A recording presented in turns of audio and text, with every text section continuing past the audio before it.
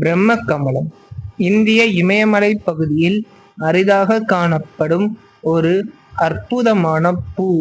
இது ஒரு தெய்வீக பூர்வமாக கருதப்படுவதால் இந்த பெயர் பெற்றது. இரவு ராணி என்று அழைக்கப்படும் இது சூரியன் மறைந்த பிறகு, அதாவது மாலை நேரத்தில்தான் மலரும். விடியலுக்கு முன் வாடிவிடும். இதன் மலர்ச்சியானது சில மணி நேரங்கள் மட்டுமே நீடிக்கும். பனி பிரதேசங்களில் 3000 முதல் 5000 மீட்டர் உயரத்தில் இது காணப்படுகிறது.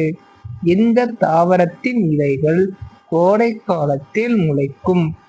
ஆனால் பூக்கள் ஜூலை, ஆகஸ்ட், செப்டம்பர் மாதங்களில்தான் மலரும். குறிப்பாக மழைக்காலத்தில் பூக்கும்.